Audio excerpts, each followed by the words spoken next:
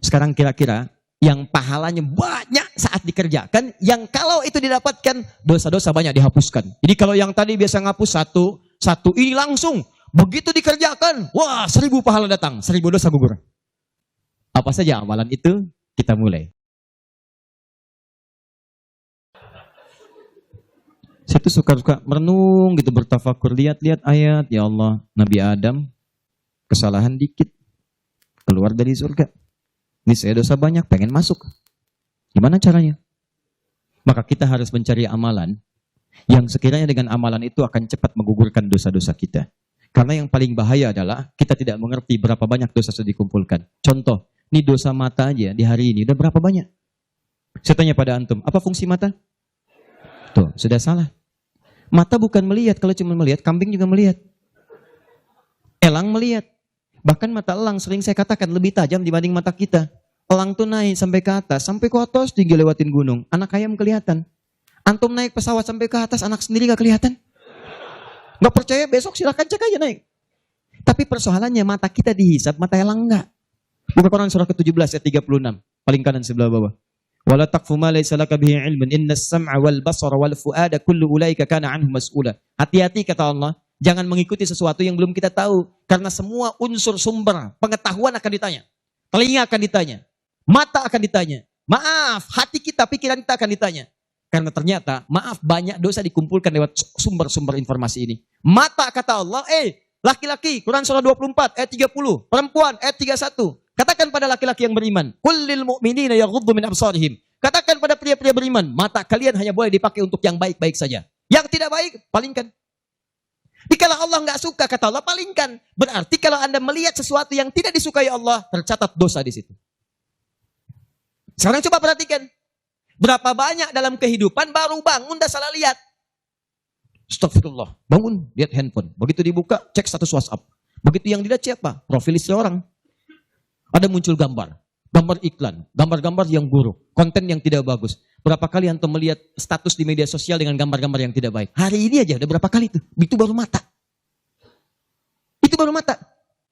Dan yang paling celaka gambar itu kadang-kadang antum simpan di handphone, dimasukkan ke saku, dibawa sholat. Coba ketika antum sholat tuh, bawa handphone antum, terkumpul berapa banyak yang kotor di situ? Gambar-gambar yang tidak bagus, konten yang buruk dimasukin. Saat yang bersamaan, enak aja antum minta kepada Allah. Rabbighfirli, warhamni, wajiburni, warfa'ni, warzuqni. Gimana Allah memberikan rezeki kepada antum, sedangkan antum datang dengan kotoran.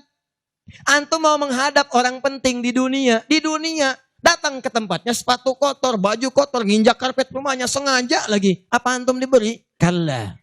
Belum masuk dan disuruh keluar.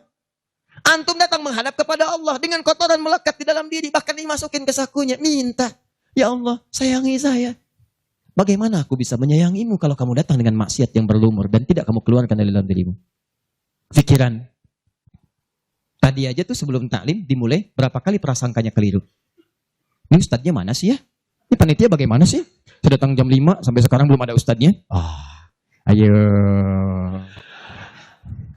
Itu baru pikiran. Ini terakumulasi tuh dari ujung kepala sampai dengan ujung kaki.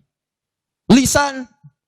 Saya tidak Ustadz, tidak seperti itu. Bagus. Tidak seperti orang itu tuh. Dari tadi begitu aja Ustadz itu sama. Jadi Anda bayangkan semua unsur tubuh kita dari ujung kepala sampai ujung kaki berapa banyak yang berbuat maksiat. Maka terakumulasilah dosa itu. Kadang-kadang lebih banyak daripada amal solehnya. Banyak. Seperti tangan tadi diangkat. Pertanyaan saya, di sini inti bahasan kita. Bagaimana kita menggugurkan dosa-dosa ini, sementara kita paham waktu kita terbatas. Ini akan kita tinggalkan nih. Saya mohon ya tolong jangan banyak mainnya. Tolong jangan banyak main. Demi Allah saya katakan, ada banyak yang tampak. Ada yang digulung ombak. Sebabnya macam-macam. Gak ada ombak pun meninggal juga. Ada yang kena gempa. Dipertontonkan di hadapan kita untuk memberikan tanda. Hari ini mereka, besok kamu. Hari ini kita antarkan orang lain ke alam kubur. Besok Anda akan diantarkan untuk masuk ke penginapan berikutnya. Maka mohon maaf, jangan banyak bercanda di sini. Ada alam setelahnya. Nah persoalannya, yang di sini nggak dibawa, ini yang kita bawa nih. Cuman 2, kalau nggak bawa pahala, bawa dosa. Maka sebelum kita pindah ke sini, gugurkan dulu. Karena kalau sudah pindah ke sini, tidak ada kesempatan yang kedua untuk menggugurkan ini yang telah banyak terkumpul saat di dunia. Nah, karena waktu kita terbatas, Kita tidak tahu kapan akan pulang. Mungkin yang merasa sekarang hidup untuk berkepanjangan, tiba-tiba pulang dari sini, mungkin pulang menghadap Allah Subhanahu wa Ta'ala. Pertanyaannya, Ustadz, apakah ada amalan yang sifatnya cepat, singkat, tapi pahalanya begitu banyak melimpah untuk bisa menutup dosa-dosa yang berlumur yang pernah kami kerjakan? Itulah yang akan kita bahas pada malam hari ini. Jadi, ini inti bahasa yang akan kita keluarkan, amalan cerdas dengan pahala melimpah untuk menutup dosa-dosa yang kita kerjakan dalam waktu yang cukup singkat. Paham sampai sini? Nah, ini mukadimah kedua, baru kita masuk pada isinya. Saya coba hapus dulu ya. Biar saya aja, biar pas yang hapusnya. Ya. Nah, ini caranya Mas. Nah, apa-apa, ini biasa. Kedatangan pertama, datang sendiri, nangis sendiri, nulis sendiri, ngapus sendiri. Ya. Kadang dibantuin, salah hapus, ya tulis lagi. Luar biasa. Masya Allah. Baik. Amalan itu banyak. Salat, sedekah, infak, dan amal lainnya. Tapi persoalannya, waktu kita terbatas. Begitu mengerjakan, ada yang wafat. Begitu belum mengerjakan, ada juga yang meninggal. Sekarang kira-kira, yang pahalanya banyak saat dikerjakan, yang kalau itu didapatkan, dosa-dosa banyak dihapuskan. Jadi kalau yang tadi biasa ngapus satu, ini langsung, begitu dikerjakan, wah 1000 pahala datang, 1000 dosa gugur. Apa saja amalan itu? Kita mulai. 1. Semua amal kebaikan yang kita kerjakan, yang jadi amal saleh, bernilai hasanah, itu dalam fikih disebut dengan sedekah namanya. Ya, saya kasih konsepnya dulu supaya paham. Kullu ma'rufin sedekah. Setiap perbuatan baik itu namanya sedekah. Di nama umumnya sedekah. Salat sedekah, zakat sedekah, infak sedekah. Bahkan bahasa Al-Qur'an disebut juga dengan sedekah. Contoh. Zakat ketika disebutkan dalam Al-Qur'an namanya sedekah. Ya, Quran surah ke-9 ayat 103. Khudh min amwalihim sadaqah. Ambil zakat dari harta mereka, tapi disebutnya dengan sedekah. Ya, dikeluarkan pada 8 golongan, sedekah. Ayat ke-60-nya, innamas sadaqatu lil fuqara. Infak, sedekah. Buka Quran surah kedua, ayat 264, paling kiri sebelah bawah. Ya ayyuhalladzina amanu la tubtilu sadaqatikum bil manni wal adha. Jangan kalian batalkan sedekah-sedekah kalian dengan perbuatan yang merusak. Apa contohnya? Kalladzi yunfiqu malahu ria'an nas, seperti orang infak yang ria. Jadi infak disebut dengan sedekah. Di semua perbuatan baik kita, salat kah, haji kah, umrah kah, puasa kah, semua namanya sedekah dalam fikih. Nah, sedekah ini kemudian oleh Nabi dibagi kepada 2 bagian. Ya. 1, ada sedekah yang saat dikerjakan itu pahalanya terus ngalir tuh. Terus mengalir. Bahkan dahsyatnya, maaf sekali, orangnya wafat pun tuh pahalanya terus datang sampai dengan kiamat. Di sepanjang di muka bumi ini belum kiamat, maka pahala akan terus datang, ngalir. Dalam bahasa Arab sesuatu yang mengalir disebut dengan jariyah. Maka muncul istilah sedekah jariyah. Sedekah jariyah. Ya, maaf, asalnya bukan amal jariyah, sedekah jariyah. Ya, sedekah jariyah, bukan istilahnya amal jariyah. Sekarang kalau mau nyebut amal jariyah pun dibenarkan. Cuma kalau di Arab, amal jariyah itu begini nih. Ya, kalau di Arab sekarang, antum jalan, tiba-tiba sedang ada perbaikan, ada lubang. Maka sedang diperbaiki ini ada tulisan kasih papan, afwan amal jariyah, amal jariyah. Maaf, ada pekerjaan jalan mengganggu Anda lewat. Di Arab itu amal jariyah itu pekerjaan sedang berlangsung mengganggu orang lewat. Sekarang begitu. Ya. Makanya kalau ada orang naik ke bis bawa kotak gitu kan, mau minta-minta maaf Pak, amal jariyah, betul, ganggu orang lewat. Ya. Benar secara bahasa tapi secara makna ini yang paling tepat. Yang kedua, ada yang sifatnya sedekah thabitah. Yang pahalanya berhenti di situ, tetap selesai seketika. Thabitah. Jadi begitu Anda kerjakan, dapat pahala sampai situ aja. Begitu selesai pekerjaan, selesai pahalanya. Thabitah, tetap selesai di situ. Maka kalau kita ingin cerdas, kata para ulama, semua dosa-dosa kita ingin dihapuskan, ditutup, dihapus, hapus, maka Anda mesti keluarkan apa saja jenis-jenis sedekah jariyah itu. Supaya ketika selesai kita kerjakan, pahalanya tetap mengalir untuk menutup dosa-dosa kita. Maka kita akan fokus kepada amalan-amalan yang ini, yang saat dikerjakan, pahalanya terus mengalir. Tapi jangan lupa, hati-hati, yang ini pun dibagi dua lagi. Awas, pelan-pelan. Jadi kita sepakati, kita ambil yang ini satu, untuk malam ini. Yang kedua, yang ini. Ini pun dibagi dua lagi.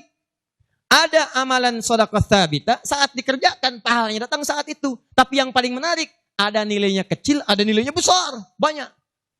Jadi kalau dikerjakan, ada yang nilainya cuma 10 aja. Tapi ketika Anda kerjakan yang kedua ini, ada yang 700, ada yang 70.000, ada yang 700.000, sekali dikerjakan. Sekarang kita akan keluarkan amalan apa saja yang saat dikerjakan itu pahalanya melewati batas yang standar ini. Jadi saat dikerjakan bukan 10 poinnya, tapi lebih daripada 10. Amalan apa saja itu pada sedekah tsabita, dan amalan apa saja yang jariyah yang kita bisa keluarkan dan menggugurkan dosa-dosa kita. Sepakat sampai sini? Baik. 1. Kita langsung ke poinnya. Untuk yang sedekah tsabita, amalan standar yang tetap, yang biasa-biasa, contoh, misal, sholat, begitu dikerjakan sekali, dapat 10. Selesai sholatnya, selesai pahalanya. Jelas? Tapi beda ketika antum mengerjakan sholat berjamaah. Ya. Dia tsabita, tapi pahalanya berlipat. Tsabita, tapi pahalanya berlipat. Baik, saya mau tanya pada antum, sholat sendirian 10, sholat berjamaah berapa? 27. Maka kalau Anda ada ajakan berjamaah, sekalipun misalnya di tempat itu tidak ditemukan masjid, sedang di kantor, ada teman misalnya, alih-alih Anda sholat sendirian dan tidak bisa menemukan masjid, kenapa nggak ajak teman Anda untuk berjamaah? Walaupun cuma 2 orang. Beda pahalanya teman-teman sekalian sampai 17. Yang satu 10, yang satu 27. Karena sholat berjamaah itu hadisnya dibagi 2. Ada hadis yang mengajak ke masjid, ada hadis yang masjidnya nggak ada, cuman bisa berjamaah. Sholatul jamaati afdalu min sholatil fardi bisa bin wa isyrina darajah. Sholat berjamaah lebih utama daripada sendirian. 27 jamaah di sana sifatnya umum. Kalau ada di masjid, usahakan ke masjid. Kalau nggak bisa ke masjid karena alasan syar'i, maka yang penting jamaah. Saya suka bingung nih. Ini kan di rumah kamar banyak, tempat luas. Kenapa kok bisa di rumah ada 5 orang? Ini ada istri, ada suami, anaknya 2, asisten rumah tangga 1. Kok bisa ini sholat di kamar yang ini sholat di kamar yang ini sholat di ruangan yang ini? Kenapa di rumah itu nggak kumpul satu tempat berjamaah? Pahalanya 27. Satu kedua, 500 tahun. 2 ketiga, 500 tahun. Jadi kalau antum sedang lupa-lupa tuh, ingat-ingat dosa. Daripada milih sendirian cuma 10, berapa dosanya pada saat itu? Boleh jadi pahala sholat antum 10, tapi dosanya pada hari itu 20. Tuh. Bagaimana cara nutupnya? Maka biasakan naikkan. Jamaah. 1, sholat berjamaah. Karena itu panggilan-panggilan sholat dalam Al-Quran seringkali menggunakan bentuk jamaah. Silahkan cek. Panggilan sholat pertama Al-Baqarah ayat ketiga. Alladzina yu'minuna bil ghaib wa yuqimunas. Yuqimun, tunaikan dengan orang banyak. Bentuk jama'. Mereka tunaikan dengan orang banyak. Kerjakan dengan banyak orang. Makanya kalau bisa berjamaah, kenapa mesti sendirian? Jelas di sini? Kalau antum ke masjid, itu lebih banyak lagi. Tadi sudah saya jelaskan, datangnya dapat 25, masuk masjidnya, i'tikafnya, macam-macamnya. Makanya kalau sudah ada panggilan jamaah untuk ke masjid dan antum bisa mengerjakannya, demi Allah saya katakan, jangan tinggalkan. Jangan tinggalkan. 1. 2. Saya sebutkan yang banyak saja supaya agak cepat. 2. Membaca dan menghafalkan Al-Quran. Membaca dan menghafalkan Al-Quran. Amalan kelihatannya sederhana, tapi pahalanya begitu berlimpah. Insya Allah. Tahan sebentar. Tadi kalau sholat sendirian, berapa pahalanya? 10 sholat. Baca Quran, bukan sekali baca, 1 hurufnya 10. 1 huruf. Dalilnya At-Tirmidzi nomor hadis 2910. Perhatikan kalimatnya. Man qara'a harfan min kitabillahi falahu asyru hasanat. Siapa yang bisa membaca satu huruf saja dari kitabullah, dia mendapatkan padanannya 10 kebaikan. Nanti saya tuliskan rumusnya nih. Lihat baik-baik, ini enggak sembarangan dia, ini enggak sembarangan. Siapa yang baca satu huruf saja dari Al-Quran, dia akan mendapatkan 10 kebaikan setiap hurufnya. Walam aqul alif lam mim harfun. Saya tidak katakan tulisan alif lam mim itu satu huruf, bukan. Alif lam mim dibaca satu huruf, bukan. Walakin alifun harfun, lamun harfun, mimun harfun. Tapi setiap alifnya 10, lam 10, mim 10, walikuli harfin asyru hasanat. Dan setiap antum bacakan satu hurufnya 10 kebaikan, 10 pahala. Jadi kalau saya bacakan alif lam mim, dapat berapa? Belum tentu. Belum tentu. Lihat sini, saya tunjukkan cara bacanya. Sebagian kita mengira itu kecil, tapi menurut Allah itu luar biasa. Perhatikan baik-baik. Lihat sini. Tahan. 1, 2, 3. Baca. Alif lam mim. Baca lagi, Pak. Bagus. Ada lagi yang bisa dengan tajwidnya yang lebih bagus? Siapa lagi? Boleh, silakan angkat tangan.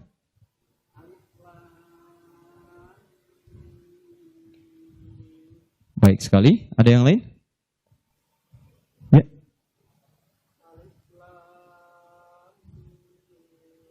Bagus. Dikit lagi. Ada yang lain? Satu lagi. Masya Allah.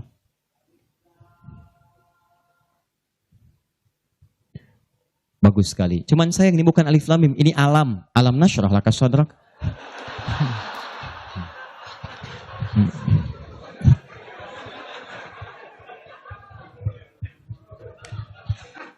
Saya mau katakan, kalau Quran ini seperti tuduhan orientalis dan orang-orang menuduh Quran buatan Nabi Muhammad, padahal dulu tidak ada harakatnya, maka semua kalimat ini yang tertulis begitu akan dibaca sama. Tapi Masya Allah, yang satu alif lam mim, yang satu dibaca alam. Alam nasyrah laka sadrak. Alam tara kaifa fa'ala rabbuka bi ashabil fil. Tapi tiga-tiganya memiliki kesamaan dalam bentuk tulisan. Perhatikan baik-baik. 1, 2, 3. Kata Nabi, lihat. Jangan katakan alif lam mim satu huruf, tapi alifnya 1, lamnya 1, mimnya 1. Walikuli harfin asyru hasanat. Setiap hurufnya 10 kebaikan. Jadi kalau saya bacakan alif lam mim, ada berapa huruf? Kalau hitungan kita biasa, maka kita akan lihat 1, 2, 3. Tapi kalau antum belajar ilmu arud itu diantaranya ilmu salah satu ya, untuk bisa menuliskan apa yang diucapkan, bukan apa yang tertuliskan lewat simbol. Dan itulah teman-teman sekalian menjadi ukuran banyaknya pahala yang kita dapatkan. Tahan. Di ilmu bahasa Arab ada 4 cabang ilmu. 1 nahwu, 2 sharaf, 3 balaghah, 4 arud. Ini yang utama. Arud dibagi ke 16 cabang lagi, namanya bahar. Ada bahar tawil, ada rajaz, ada madid, ya dan seterusnya. Tawilun lahu dunal bukhuri fadailu, fa'ilun mafa'ilun, fa'ilun mafa'ilu. Rajas, mustafilun, mustafilun, mustafilun, mustafilun, mustafilun, mustafilun. Alfiyah itu Ibnu Malik, rumusnya rajas. Kalamuna lafdhun mufidun kastaqim, wasmun mafi'lun thumma harfunil kalim, wahiduhu kalimatun wal qawlu am, wa kalimatun biha kalamun qad yu'am, bil jardi wat tanwini wan nida wa al, mustadin ismi tamyizun hasal, bita fa'alti atat wa ya if'anli, wa nunik balanna fi'lun yanjalli. Itu rumusnya rajas. Tapi jangan antum heran, banyak orang mendalami kaidah ini untuk membuat puisi Arab. Lupa kalau ilmu ini bisa digunakan untuk membaca hadis-hadis Nabi. Dalam ilmu arud, jangan antum menghitung apa yang tertulis, tapi hitung bagaimana itu dibaca lewat bunyi yang terdengar. Perhatikan baik-baik. Ini tadi huruf apa? Alif. Maka cara menulisnya begini. Alif. Kata Nabi, alif. Nih. Berapa huruf? Setiap hurufnya 10. Jadi dari sini saja ada 1, 2, 3. Dapat berapa? Belum tentu. Karena ini hamzah. Oh. Ha, mim, zal, ta. 1, 2, 3, 4. Jadi dari sini aja ada berapa? Belum tentu kan ini ha tuh. Ha-un 3. Anda yang suka menghitung, maka akan mendapatkan pahala sesuai hitungan. Anda yang berniat ikhlas karena Allah, maka Anda akan mendapatkan lebih daripada apa yang Anda hitung. Rumus ini ditemukan di Quran surah kedua ayat 261. Paling kiri sebelah atas.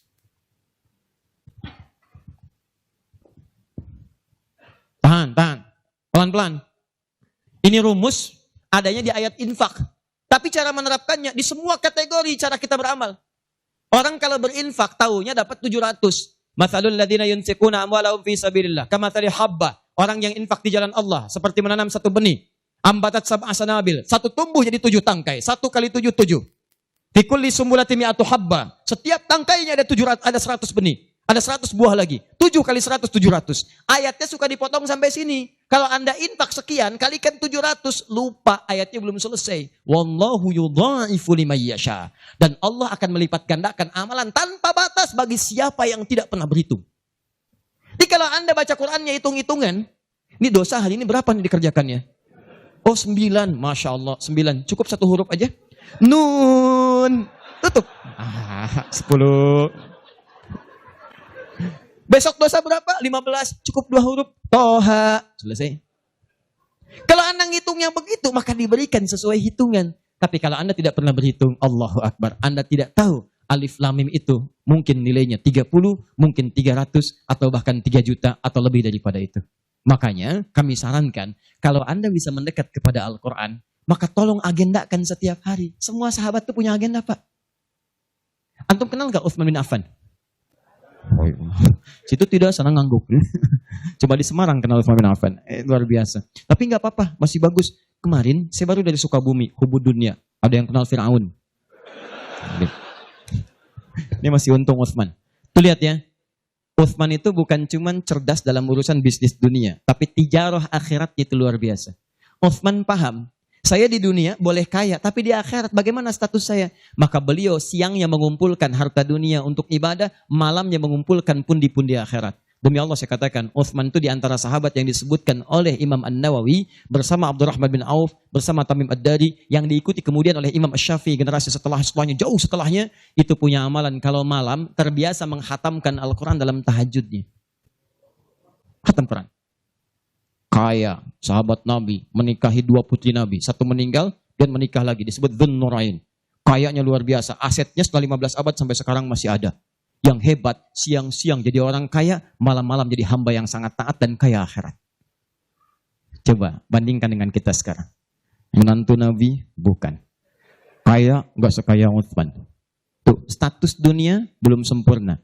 Status akhirat masih belum maksimal. Ya antum sebetulnya maunya apa? Utsman sholat malam, ngikut Nabi, kaki bengkak. Antum pengen ke surga Firdaus malam, mata bengkak. Ya. Ini. Ayo update. Ustadz, tapi kan saya belum lancar. Tambahkan hadisnya, lipatkan nomor hadis 2920. Awas, lihat kalimatnya. Walladzi yatata'ta wa huwa 'alaihi syaq falahu ajran. Siapa yang memulai menghafal, membaca, siapa yang mulai membaca Al-Quran tidak lancar, terbata-bata bacanya, mengejaknya. Orang baca alif lam mim, dia alif lam mim, falahu ajran, maka dia mendapatkan 2 kali lipat dari orang yang lancar. Orang lancar misal 30, dia 60. Terima kasih ya Allah, kalau begitu besok saya nggak lancar aja bacanya. Oh, bisa. Itu tidak lancar yang direncanakan. Yang lancar diikuti oleh malaikat ma'asyafaratil kirabil barara. Yang belum lancar diapresiasi karena perjuangan kesungguhannya, bacaannya dapat nilai, perjuangannya mendapatkan nilai di sisi Allah Subhanahu wa ta'ala. Karena itu saya sarankan, maaf, mulai sekarang antum bikin kurikulum. Nih, 1 tadi, bikin tabel begini.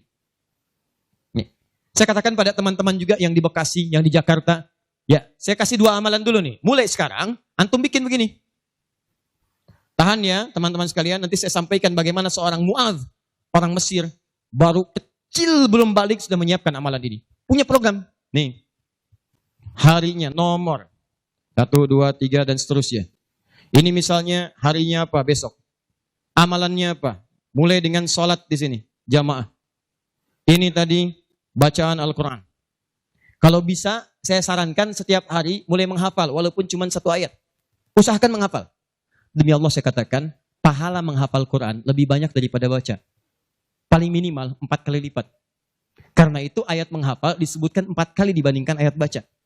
Silahkan cek Quran surah ke-54. Ayat 17, ayat 22, ayat 32, ayat 40. Saya ulangi, ayat 17, ayat 22. ayat 32, ayat 40. Ada? 17, 22, baik. Kemudian 32 dan 40.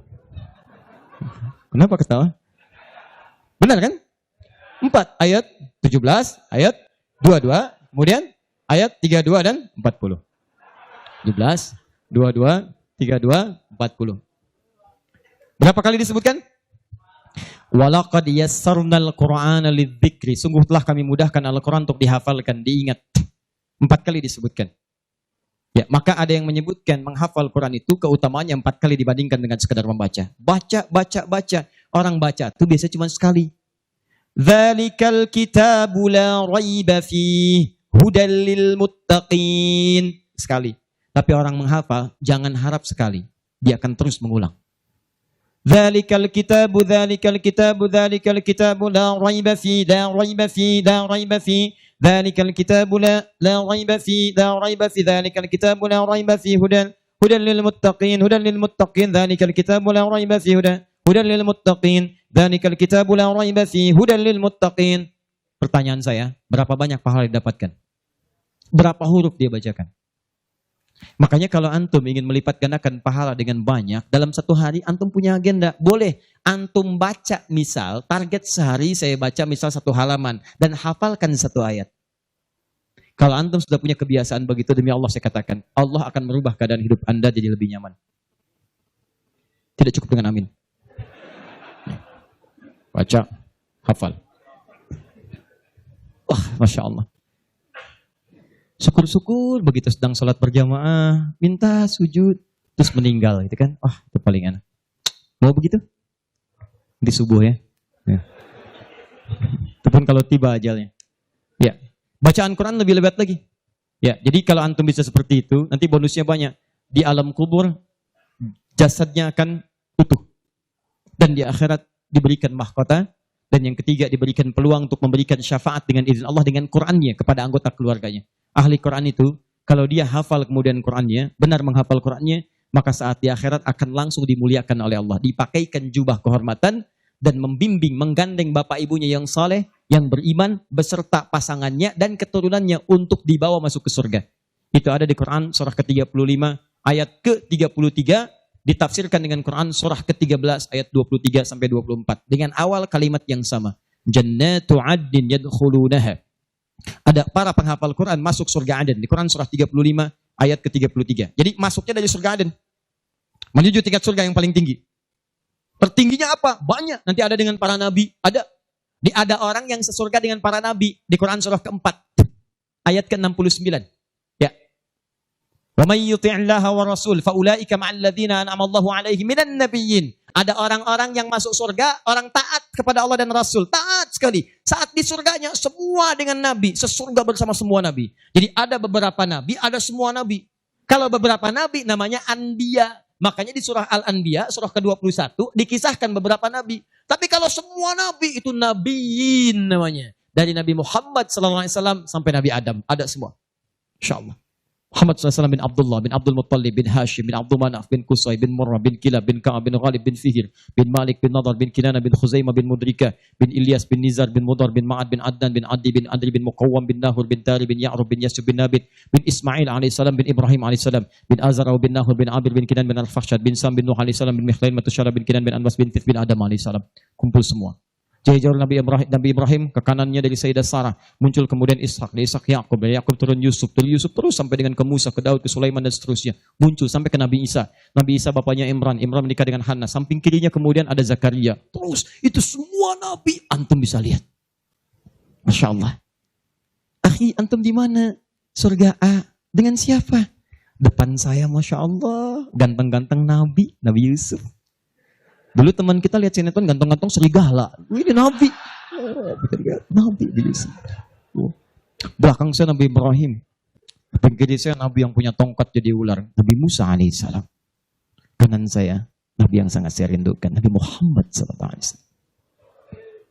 Penghafal Quran. Dia akan masuk, diberikan mahkota. Tafsirnya di At-Tirmidzi nomor hadis 2915. Begitu dia kemudian akan naik, maka Qurannya berkata, Allahumma halli, ya Allah, tolong hiasi dulu tubuhnya. Bedakan dengan yang bukan ahli Quran. Bedakan. Yuhallawna fiha min asawir. Demikian ayat Qurannya. Maka kemudian dia dihiasi dulu. Ada gelang-gelang emas, ada macam-macam. Semua tubuhnya indah. Maka Allah firmankan. Apa kata Allah? Begitu dikatakan Allahumma halli. Maka kata Allah, pakaikan mahkota kehormatan. Begitu dipakaikan, ya Allah, berikan pula pada fasilitatornya, kedua orang tuanya. Sepanjang mereka beriman, maka dipakaikan di atasnya mahkota yang lebih terang daripada sinar masuk mentari yang ke rumah. Ya Allahumma ya Allah, Allahumma halli, ya Allah tambahkan kepada penghafal, bedakan dengan fasilitator. Fayulbasu ilaihi libasul karamah, maka dipakaikan jubah kehormatan. Begitu dipakai jubah itu, kemudian difirmankan, waqar, fa inna akhira qiraatika akhiru manzilatika. Sekarang kamu masuk ke dalam surga dengan bacaan Quran yang biasa kamu bacakan saat di dunia. Akhir tempat tinggalmu, disitulah ditunjukkan pada akhir bacaan Quranmu. Di begitu dia baca Quran, setiap dia baca, masuk surga. Naik ke tingkat yang paling tinggi. Dan dahsyatnya, saat dia akan masuk surga itu, dia akan menggandeng bapak ibunya, istrinya, keturunannya. Buka Quran surah ke-13, ayat 23 sampai 24. Kalimatnya sama awalnya. Jannatu addin yadkhulunaha. Ada orang-orang masuk surga Aden. Ketika akan masuk, wa man salaha min abaihim, dia gandeng bapak ibunya yang saleh. Wa azwajihim, pasangan-pasangannya. Wa dzurriyyatihim, dan keturunan-keturunannya. Allahu akbar. Di dunia ahli Quran itu, kemuliaan Qurannya akan merembet pada sekitarannya. Silahkan cek kalau nggak percaya. Anda punya anak hafal Quran 5 tahun, bapak ibunya akan ikutan mulia. Musa yang hafal Quran, bapak ibunya dihajikan. Ahmad Kabil yang hafal Quran, ibunya, perawatnya, gurunya, teman-temannya ikut haji semuanya. Gak percaya silahkan. Demi Allah saya katakan, Quran turun di 1 bulan, bulannya jadi mulia Ramadan. Quran turun di 1 malam, malamnya jadi mulia Lailatul Qadar. Quran turun di 1 hari, harinya jadi mulia hari Jumat. Quran turun di bawah malaikat Jibril, Jibrilnya jadi menjadi mulia. Penghulu para malaikat. Quran diturunkan pada Nabi Muhammad, naik status jadi Sayyidul Anbiya wal Mursalin. Quran turun di Mekah, Mekahnya bercahaya. Quran dibawa ke Madinah, Madinah Munawwarah. Demi Allah, Quran tidak pernah singgah dimanapun kecuali orang itu dan tempat sekiranya akan jadi mulia. Kalau di Semarang ini, antum bikin halaqah Quran, di Semarang ada berapa hafid di setiap tempat, demi Allah saya katakan akan terjadi perubahan di tempat itu. Semua akan mulia.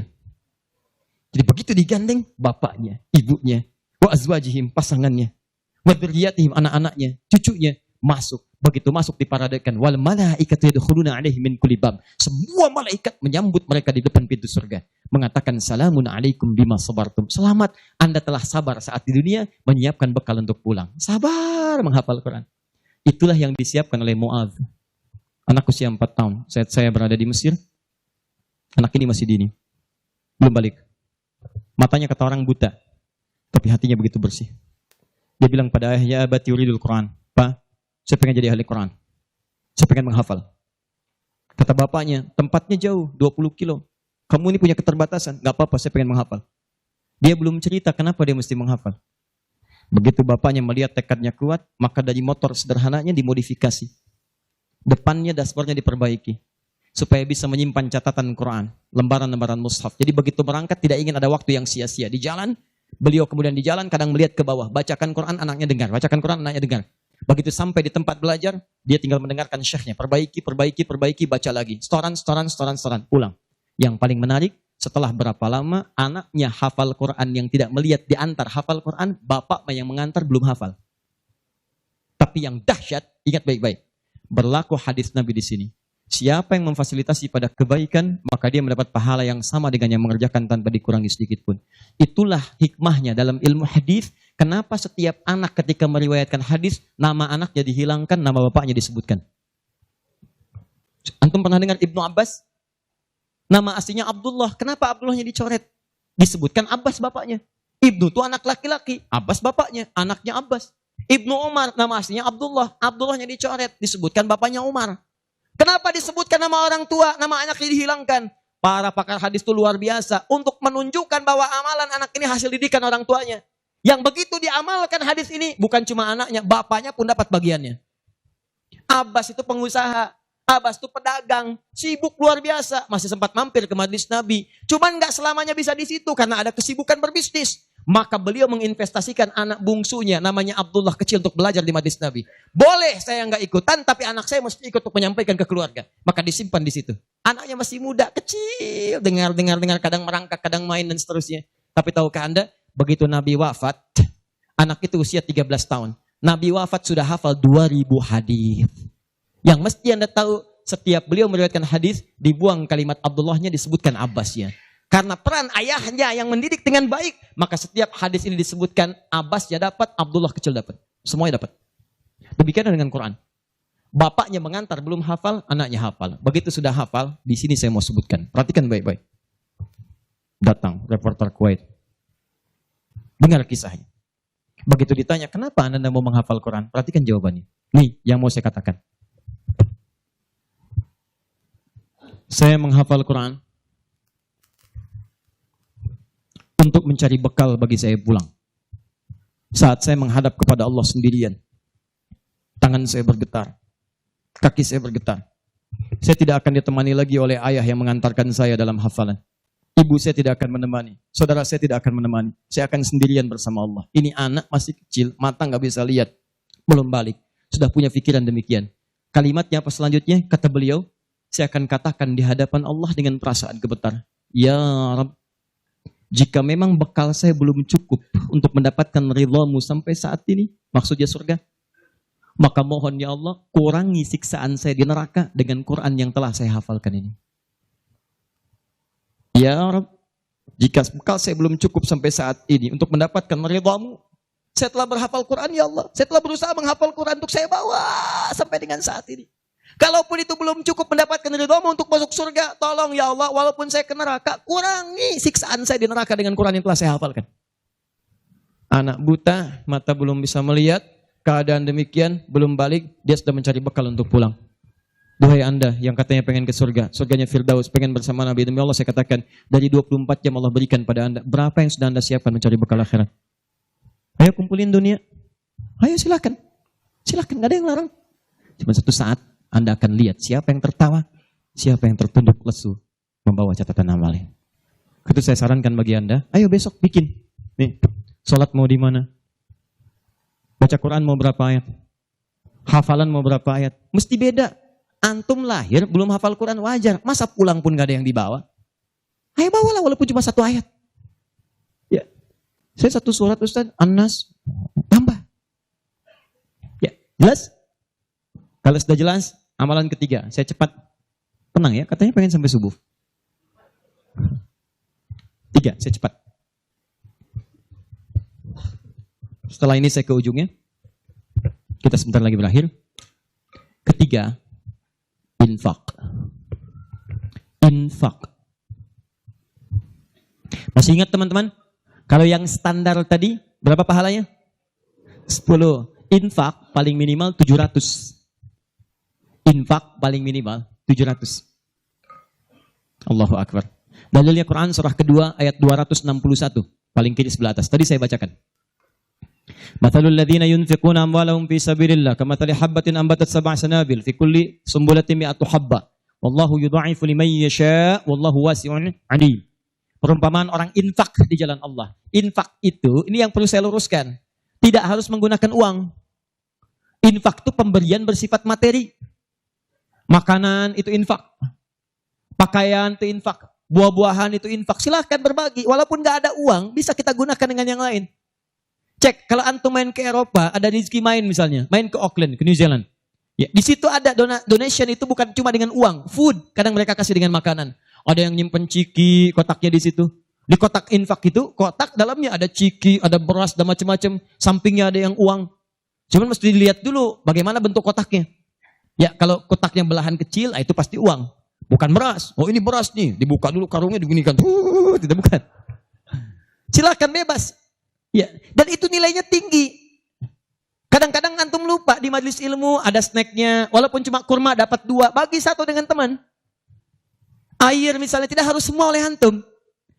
Begitu antum bagi langsung dituliskan 700 kali lipat paling minimal. Demi Allah saya katakan paling minimal 700 kali lipat. Makanya zaman Nabi, itu ada satu keluarga yang berlomba tuh mendekatkan diri pada infak. Walaupun dirinya kekurangan. Agak aneh itu cara berpikirnya. Ya, jadi kalau dibandingkan manusia sekarang gak dapat. Saya mau tanya begini. Antum di rumah, persediaan, antum punya anak 2. Antum dengan istri, 1 suami, 1 istri, 2 anak. Di rumah ada persediaan makanan untuk 2 anak antum saja. Antum aja gak makan malam itu, cuma ada anak 2. Untuk mereka, kalau gak makan, mereka bisa nahan lapar semalaman.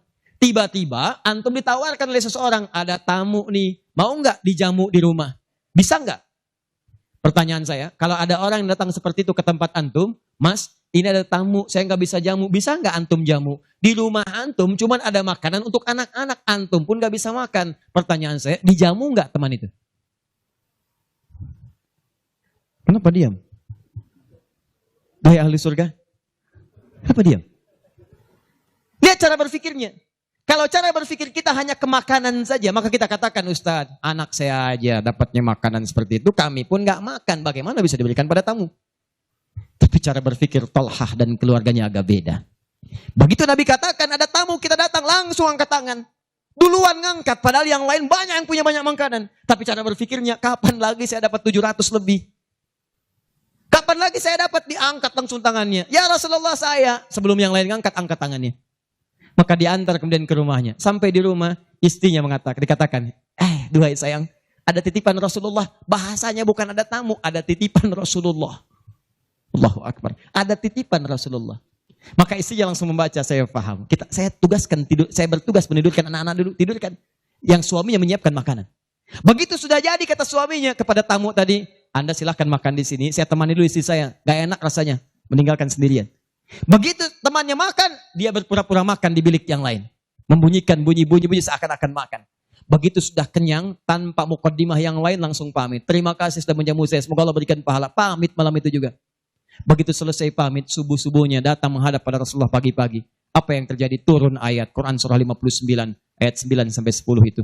Walladzina tabawwa'ud dar, sampai ke kalimat wa yu'thiruna ala anfusihim walau kana bihim khasasah. Oh, cara berpikirnya. Jadi kalau antum melihat peluang seperti ini, enak teman-teman sekalian, banyak sekali. Tidak harus uang, pakaian, makanan, macam-macam. Jadi kalau antum beli buah tuh, antum beli 5. Di rumah ada 3 orang. Berarti antum mesti sadar, Allah titipkan yang 2 lagi untuk peluang infak antum. Bukan untuk antum habiskan semua. Kok bisa orangnya cuma 3, beli mangga 5. Siapa yang menggerakkan antum untuk beli 5 mangga? Orang cuma 3. Berarti yang 2 lagi, itu Allah gerakkan untuk mendapatkan pahala. Ada peluang di situ. Lu kepada siapa ya Rasulullah saya berikan? Kepada siapa ya Allah saya infakkan? Ini yang sering keliru. Kata Allah langsung turun. Fi sabilillah. Yang utama itu 5 dulu. 5. Kalau Anda temukan 5 ini, dia peluang infaknya sangat tinggi untuk diberikan. Siapa mereka ini? Ada di Quran surah kedua ayat 215. Paling kanan sebelah bawah. Yas'alunaka madza yunfikun. Mereka bertanya pada Muhammad SAW. Ya, awas, apa yang harus kami infakkan? Pada siapa? Maka turun jawaban, kul ma anfaqtum min khair. Katakan kalau mau infak mesti yang paling bagus. Ini kaidah pertama. Awas, ada peringatan di Al-Baqarah ayat 267. Wala tayammamul khabitha minhu tunfiqun walastum biakhidhihi illa an tughmidu fi. Jangan kamu infakkan pada orang lain yang kamu tidak suka. Melihatnya aja kamu enggak suka, dikasih orang. Antum punya uang 50.000 2, 1, wah masih keras, bagus, luar biasa. Masuk dompet enak dilihat. Yang kedua, wah sudah lecek, dekil of the kumel. Wah dilihat gak enak, baunya gak nyaman. Tiba-tiba ada orang lewat, Pak, sedekah Pak. Pertanyaan saya, maaf, mana yang antum berikan? Yang lecek atau yang bagus? Tuh. Ingat, kalau urusan zakat mal, berikan yang bagus. Zakat mal, pilih. Paham? 5 orang ini siapa? 1, lil walidain, orang tua. Ini orang tua ini gak pernah minta, jarang sekali. Cuman kita yang mesti paham. Kan sama, antum pun suka ngasih isyarat. Mama. Oh mau makan. Makan. Mama. Boneka. Antum setelah dewasa mesti paham. Kadang-kadang orang tua tuh gak minta. Gak pengen nyusahin anaknya. Padahal orang tua udah susah. Melahirkan susah, mengandung juga susah, merawat susah, menyusui susah. Sudah dewasa pun antum masih susahin juga. Kapan antum berbaktinya? Kadang-kadang cuma nanya, nelpon apa kabar. Padahal di rumahnya itu Masya Allah lagi kurang beras. Beras kurang, listrik belum dibayar. Kirimkan, sebelum diminta kirimkan. Itu begitu antum kirimkan, demi Allah saya katakan. Di hadis Al-Bukhari, di kitab Al-Adabul Mufrad, bukan cuma mendapatkan lipatan pahala kalikan 700 lebih. Tapi ridha Allah turun ke tempat antum pada saat itu. Kalau sudah turun, semua doa yang antum mintakan minimal akan dijawab pada saat itu. Itu rahasianya. Kalau dengan urusan orang tua itu udah gak usah mikir. Begitu mengatakan, nah gini-gini, tenang aja mah. Walaupun gak ada, katakan, insya Allah mah selesai. Insya Allah, berusaha antum. Begitu antum dapatkan seperti orang tua mengusahakan untuk antum dulu, maka pahala dilipat gandakan, ridho turun seketika. Kejar. Wal aqrabin, kerabat terdekat. Kerabat dibagi dua. Ada yang tempatnya jauh tapi hubungannya dekat. Punya saudara sekandung tinggalnya di Palembang, antum di Semarang. Ayo kirimkan. Anak bibi nggak bisa nih pendidikannya. Bantu, antum ada, bantu, nilainya tinggi. Jangan dikira ringan. Nih bagian kedua nanti kalau saya terangkan banyak nih. Tenang aja, kita masih sampai subuh. Nah, bagian kedua. Saya ikutin deh. Antum jual, saya beli. Ya, cuman saya beli sampai 9:30. Paham? Ayo, akrabin. Yang kedua itu, maaf. Golongan kedua akrabin bisa tetangga. Orang yang tidak ada hubungan famili secara mahram, cuma tetangga antum. Tapi kalau yang kedua ini, Allahu Akbar, indahnya Al-Quran. Cek oleh antum, silahkan cek. Walaupun beda agama, itu tetap ada peluang infak. Gak ada ketentuan ini kecuali di Quran. Gak ada aturan ini kecuali di hadis. Buka Quran surah ke-31, ayat 15, paling kiri sebelah atas. Ada anak muslim, orang tua, belum Islam, belum dapat hidayah. Kata Allah, urusan untuk ibadah, pisahkan. Orang tua jangan paksa, doakan dia, silahkan, dakwahi. Tapi urusan dunia, wasahibhuma fid dunya ma'rufah. Wa in jahadaka ala an tusyrika bima laysa laka bihi ilmun fala tuti'huma. Urusan ibadah masing-masing, kalau diajak-ajak enggak usah ditaati, tolak dengan cara yang lembut. Lembut. Tapi kalau urusan dunia, bagi. Antum muslim, orang tua belum Islam, antum punya kelebihan, uang agak banyak, melimpah, makanan ada, bagi. Kata Allah, jangan lihat kemudian kepercayaannya karena dia belum muslim. Bagi. Indah teman-teman sekalian. Dan itu ada pahalanya. Begitu antum berikan, masuk yang halal. Begitu halal masuk, kan haram keluar. Kan cara berpikirnya begitu. Halal masuk, yang haram keluar. Begitu keluar, sekat di hatinya terbuka. Karena yang haram itu saat masuk di hadis Muslim, haram masuk naktah sauda, noda hitam. Noda menutup.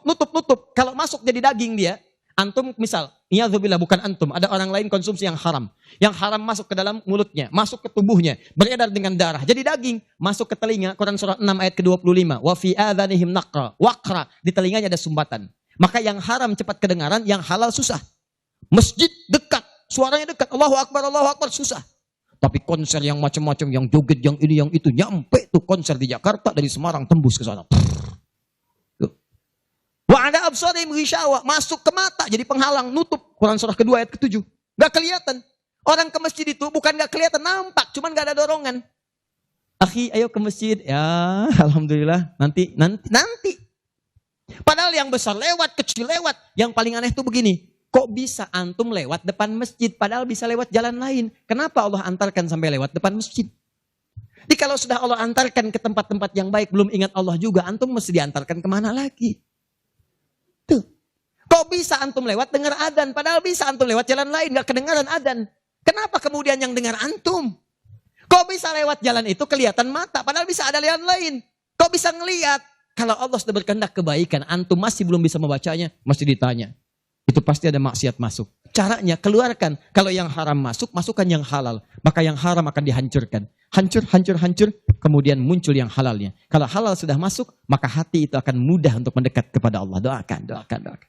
Demikian tetangga kita. Jangan dikira tetangga antum yang muslim saja. Mungkin kita ada non-muslim samping kita. Mungkin ada yang Kristen, ada yang Hindu, yang Buddha. Dalam hubungan keduniaan indah. Silahkan berbagi. Apa antum gak pernah dengar hadis Nabi? Siapa yang masak makanan, baunya sampai ke tetangganya, maka bagilah dia walaupun cuma kuahnya. Tapi maksudnya bukan daging yang antum makan, kuahnya antum bagi. Bukan. Tidak. Maksud hadis itu, walaupun cuma masak kuah, bagi juga supaya dia tidak negative thinking, tidak salah paham. Antum gak ada ayam, adanya singkong, cuman dimasak bumbu opor. Bumbunya opor, tapi dagingnya singkong. Dimasak gak antum bagi, tetangga bilang, oh masak opor enak nih, padahal singkong. Dibagi walaupun cuma kuahnya. Tapi pertanyaan saya, apakah hadis itu mengatakan kalau tetangga anda muslim saja? Tidak. Never. Walaupun dia non muslim, masak. Bagikan sebelum dia menghirup baunya, ketuk pintunya. Begitu diketuk dia keluar. Ada apa Pak? Ini ada makanan, walaupun sedikit mudah-mudahan bisa bermanfaat. Bapak baik sekali, terima kasih. Bukan baik, Allah yang memerintahkan saya untuk berbagi. Dan saat itulah kalimat Allah mengalir di hati yang paling bening, menghunjam ke jiwanya. Masuk jadi hidayah. Masya Allah, besok-besok dia ketuk pintu kan, Assalamualaikum, udah minta Assalamualaikum tuh. Sebelumnya tidak. Begitu dibuka sambil mengembalikan yang kemarin, ya, panci yang kemarin dikembalikan. Pak, ini apakah Allah sudah memerintahkan berbagi lagi hari ini? Oh. Lumayan. Nggak ada aturan kalau bukan non-muslim jangan bagi. Nggak ada, indah dalam Islam itu. Jadi walaupun Anda kasih ke yang non-muslim, pahala dituliskan. Jadi jangan pilih-pilih kalau urusan dunia. Anda masak, ini samping Islam, sampingnya lagi Kristen, sampingnya lagi kemudian Muslim, non-Muslim. Bagi yang Muslimnya, yang non-Muslim tidak. Begitu dia ngelihat kelewatan dipanggil Anda. Pak, kayaknya enak makanannya ya. Memang enak Bu, cuman sayang ibu kafir. Oh, nggak begitu. Nggak ada. Jadi bagi teman-teman, silahkan. Dan pahalanya ada, indah. Cuman di kita tuh, coba lihat aturan antum bang aja deh. Kita fikirnya kumpulin lagi. Bab tumbuhan, sekarang kan lagi musim rambutan ya. Rambutan. Tuh, antum di pekarangan ada rambutan, tumbuh. Pohon rambutan, pekarangan antum. Cuman sayang buahnya ke tetangga antum. Terus ke sini. Maka dalam kaidah fikih disebutkan hakun mushtarak. Ini hak bersama antara antum dengan tetangga. Kenapa? Karena antum keluar rumah kelihatan cuman pohonnya. Dia keluar rumah kelihatan buahnya. Dan yang paling menarik, dia udah lihat buah, daunnya jatuh ke bawah. Dan kadang buah jatuh ke sini, membuat dia kesulitan. Awas, jangan sampai dia cuma ketiban sampahnya saja, antum kedapatan buahnya. Naik ke pohon rambutan, nggak boleh. Apa yang harus antum lakukan? Datangi dia, ketuk rumahnya. Sampaikan, Pak, maaf saya cuma mau ngasih tahu, itu ada pohon rambutan. Iya, saya juga tahu, punya bapak kan? Bukan, itu memang pohon saya, cuma buahnya merambat ke tempat bapak. Terus, itu hak kita bersama. Bapak nggak usah minta, begitu inginkan ambil aja, silahkan dapatkan. Aturan dari mana itu? Ini Rasul saya yang mengajari, Nabi Muhammad SAW. Bapak keluar lihat buahnya, saya keluar cuma lihat pohonnya. Kalau bapak pengen ambil aja. Wah hebatnya Islam, terima kasih Pak. Insya Allah, udah insya Allah tuh. Nanti saya ambil, udah pergi tuh, ambilin dan kita senang lihat ya. Begitu diambil pahala. Setiap satu buah 700 pahala. Setiap satu buah, 700. Masya Allah, luar biasa. Dan dia kan gak paham fikih, belum masuk Islam. Besoknya ayam antum main ke tempat dia, ayam. Dia kira hukum ayam sama dengan rambutan. Nabinya umat Islam baik banget, kemarin ngirim rambutan, sekarang ayam. Pokoknya. Mungkin ayam itu akan menggendong antum ke surga. Ya? Infak tuh. Nah, pertanyaan saya, antum punya agenda berapa untuk infak tuh? Coba lihat, kadang-kadang kan ada anak yatim samping. Gak usah terpikir banyak uang, pakaian, buka tuh pakaian antum. Masuk ke kamar, buka. Begitu dibuka, berapa banyak koleksi pakaian antum? Coba cuma pesen aja, cuma pesen satu aja. Mohon maaf ya, maaf sekali. Jangan sampai ada pakaian, walaupun sehelai itu, yang belum pernah dipakai ibadah. Usahakan setiap yang kita gunakan jadi saksi di akhirat bahwa dia pernah dipakai ibadah. Karena semua akan bicara. Tuh lihat kaos, bagian dalam, celana, bagian luar, cek lagi semua.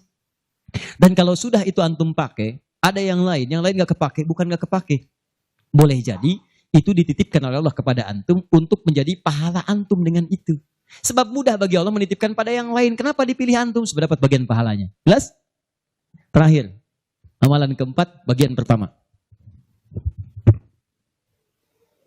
Salah sendiri pengen sampai subuh. 4. Terakhir, bagian pertama. Majlis ilmu.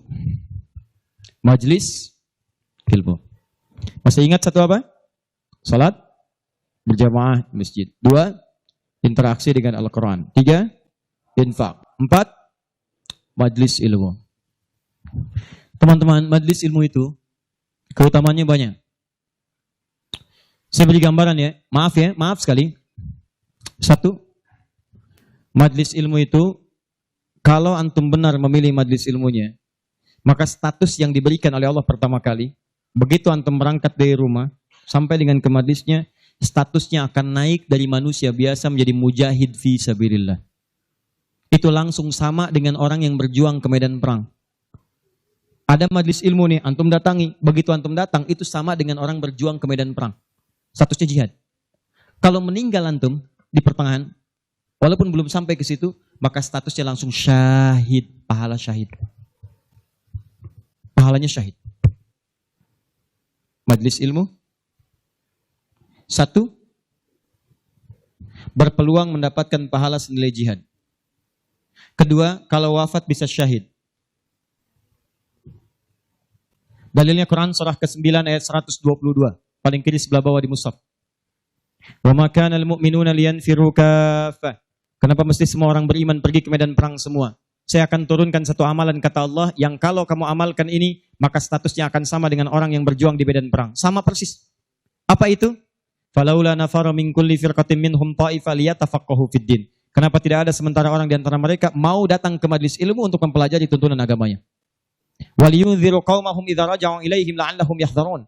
Dan dia mencatat pelajaran-pelajaran itu dan dia bawa pulang, dia sampaikan pada keluarga yang tidak belajar.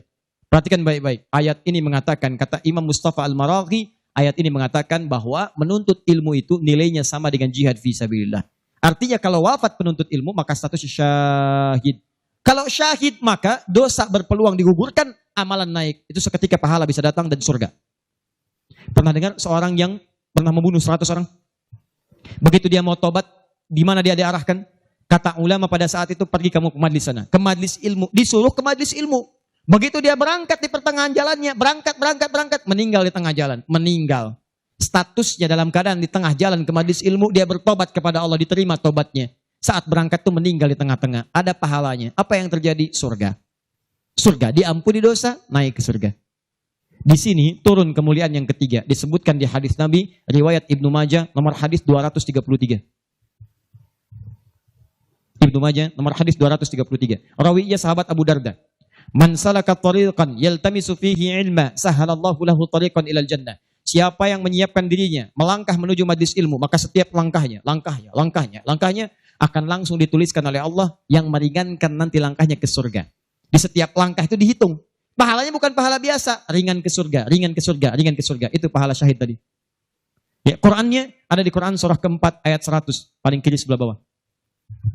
An-Nisa ayat 100, Quran surah 4 ayat 100.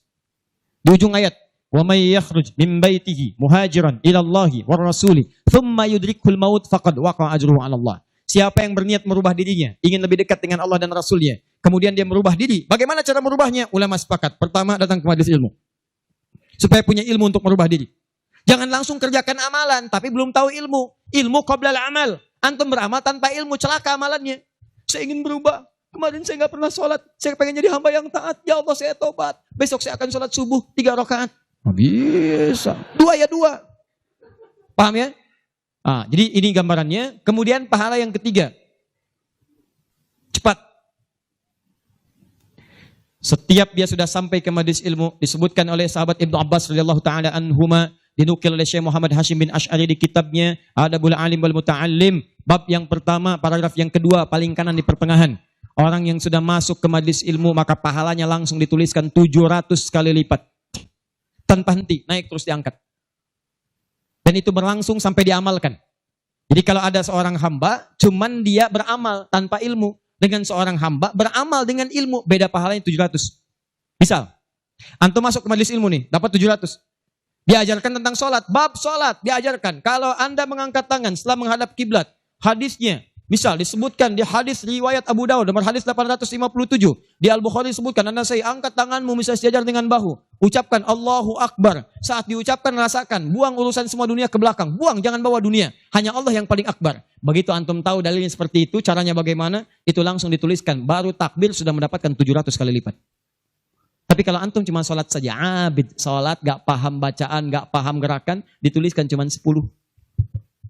700 kali lipat. Ma baina darajataini khamsumi'ati sanatin. Di antara satu kedua 500, dua ketiga 500, tiga keempat 500 tahun. Majelis ilmu. 4. Di hadis yang tadi, di Ibnu Majah nomor hadis 233 dari sahabat Abu Darda, orang yang menuntut ilmu itu teman-teman sekalian langsung, ya, wa innal malaikata la tadau ajnihataha ridwan li talibil ilmi, mendapatkan ridha malaikat, mendapatkan ridha malaikat. Jadi antum jangan dikira biasa nih, dari sejak berangkat sampai ke sini itu malaikat menaungi antum, membentangkan sayapnya. Cuma memang dibuat oleh Allah gaib, gak kelihatan. Sebab kalau kelihatan gak akan jadi datang ke sini antum. Baru keluar rumah malaikat udah begini. Siapa? Malaikat maut. Paham ya? Baik. Nah, dari semuanya ini puncaknya teman-teman sekalian, puncaknya derajat antum akan diangkat oleh Allah. Diangkat. Dua.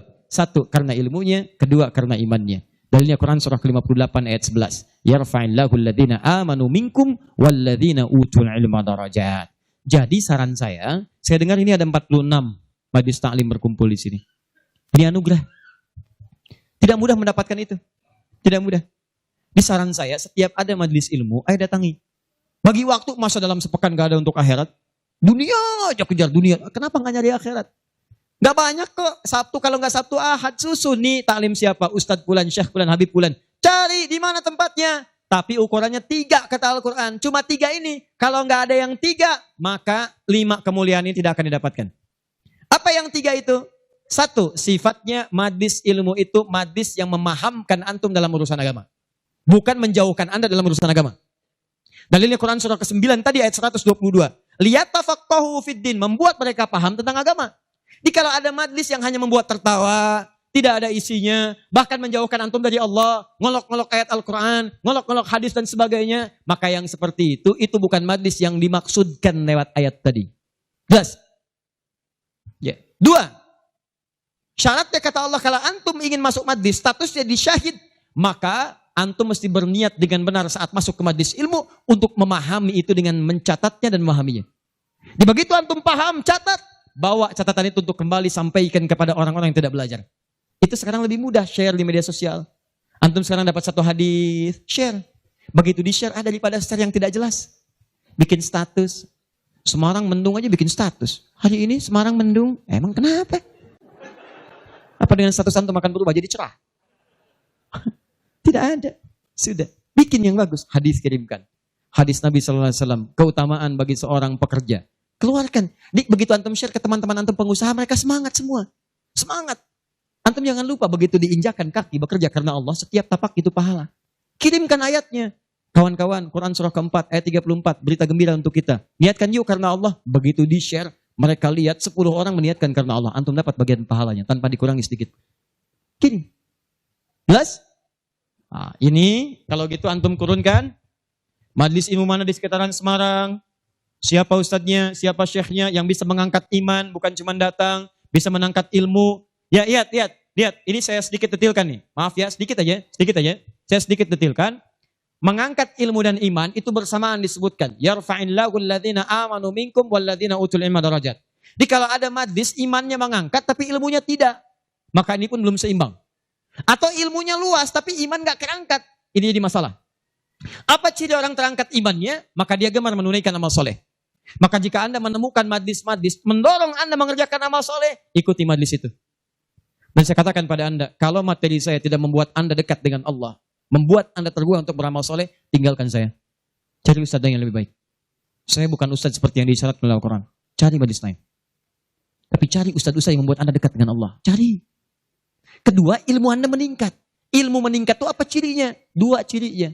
1, dengan ilmu itu memudahkan anda ibadah. Misal, sholat. Belajar sampai paham bacaan dan gerakan sholat. Supaya mudah ibadahnya, khusyuknya dapat. Ini kan ada sindiran di Quran. Kata Allah, banyak orang sholat gak paham bacaan dan gerakan sholat. Ayo jujur, katakan pada diri sendiri. Sampai sekarang malam ini, berapa persen bacaan sholat yang antum pahami? Jangan-jangan anda sholat tapi gak ngerti yang dibaca. Bagaimana bisa khusyuk? Ruku gak ngerti, sujud gak paham, bagaimana bisa khusyuk salatnya? Antum minta rezeki, isa aja 4 kali, warzukni, minta rezeki.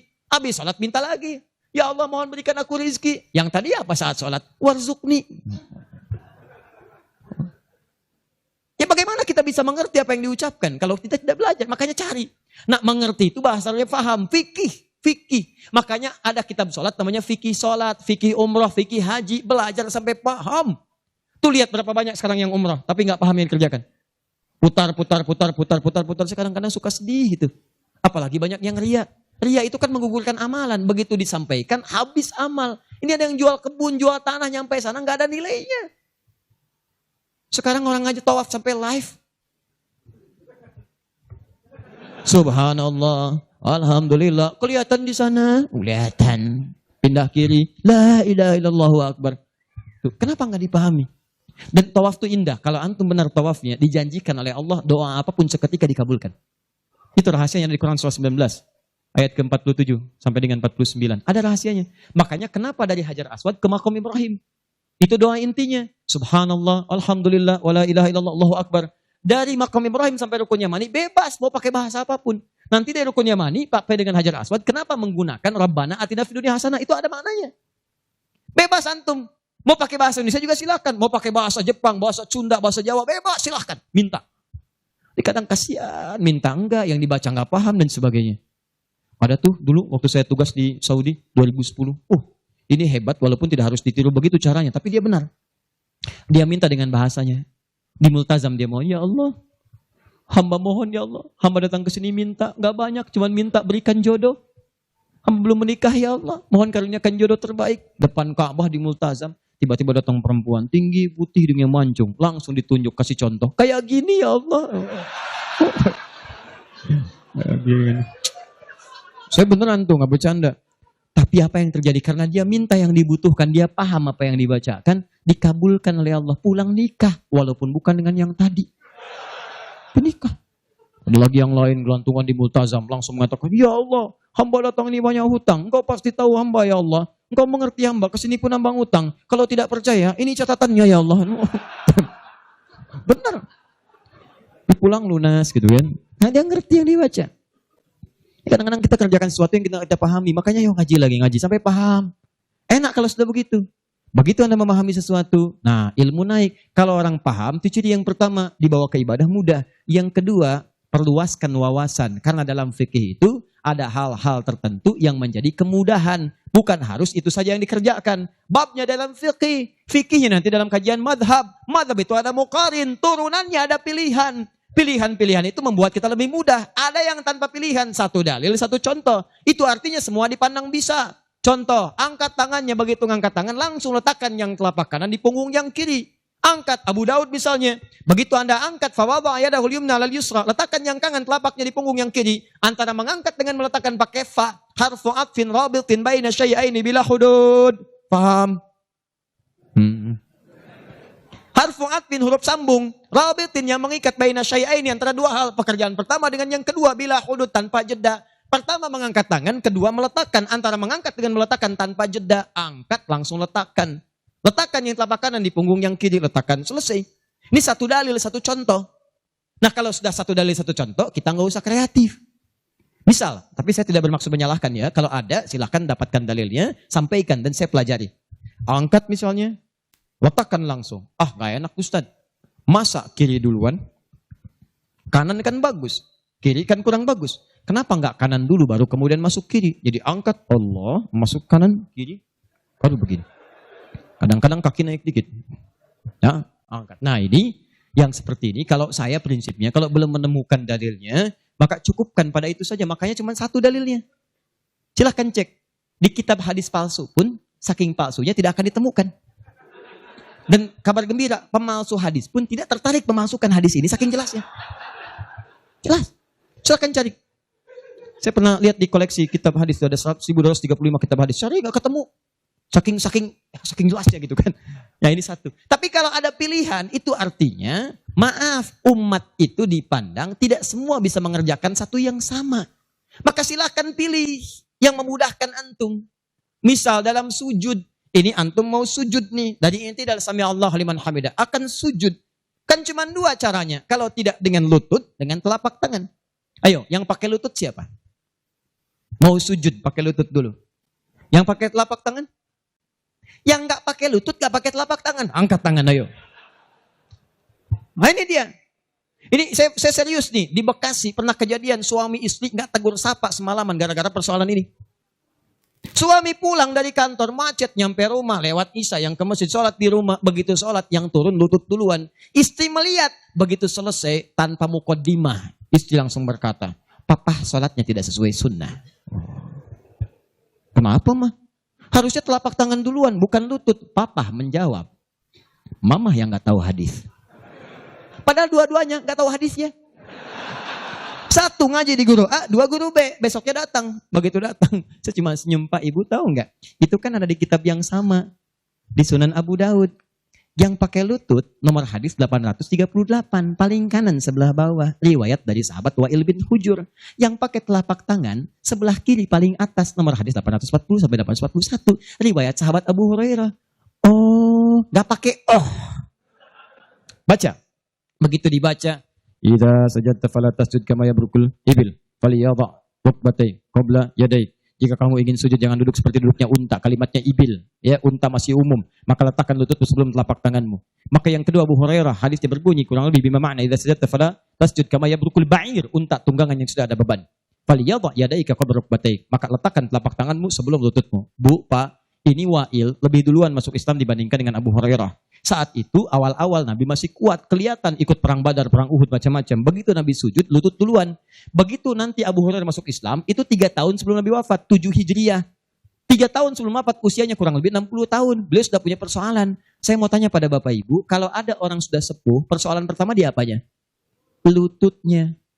Makanya diriwayatkan kadang beliau kemudian menggunakan tongkat, kadang bersandar kepada tiang-tiang. Karena lutut mulai bermasalah, maka yang dahulukan telapak tangannya. Sebetulnya ini kemudahan Pak, Bu. Maksudnya bukan masalah tua atau muda. Antum pun jangan salah simpulkan.